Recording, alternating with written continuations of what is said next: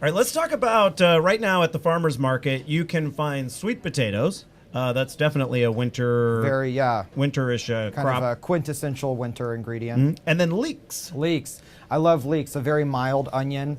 They're a great flavor enhancer to a lot of different dishes anywhere you would use an onion, but you don't want that overpowering onion flavor. A little bit of leek is great. I think of them as giant green onions. Yeah, they're very similar. They're a lot like green onions. The leeks that we use in our smoked sweet potato and leek soup are from Windrose Farms in Creston.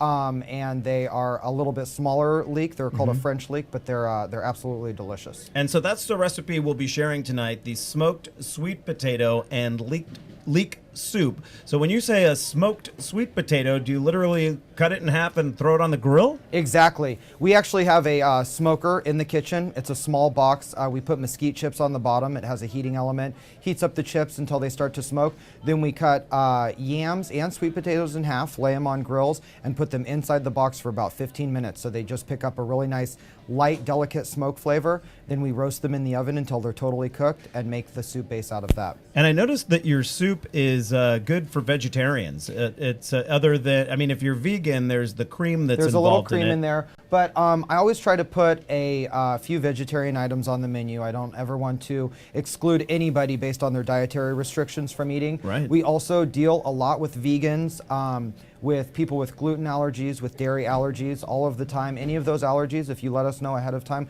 we're more than willing to accommodate those, because I like to try to include everybody in a good meal. Now, people at the farmer's market tonight will likely find sweet potatoes available. Yams, however, are a little more difficult to find, aren't they? They're not native to North America. They are not. They're a South American food, although luckily, being on the Central Coast, you can find them at farmer's market from time to time. There are a few local farmers that do grow them. They are South American and Caribbean tuber, and they're actually not a part of the potato family at all. They're totally unrelated. Interesting. I do use them in the soup because they offer a little bit more of a rich orange color to the soup, kind of distincts it between just a regular potato soup and a sweet potato soup.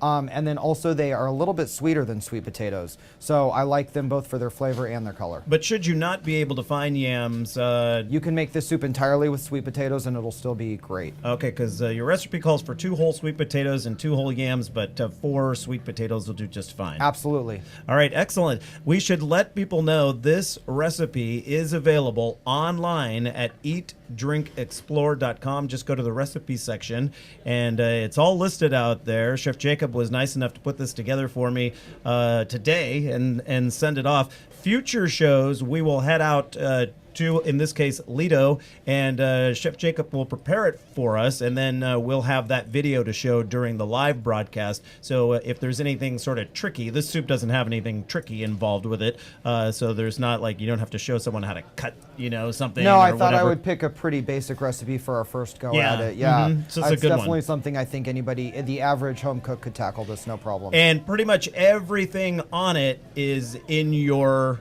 cupboard or your refrigerator right now, and just about everything there could be substituted if you don't have exactly what it is, and you'll come up with something similar. That must just be delicious with the smoked potatoes and everything else that you have listed there. Again, you can find it at eatdrinkexplore.com and just click on the recipe section. His recipe's the top one right there. Very easy to find.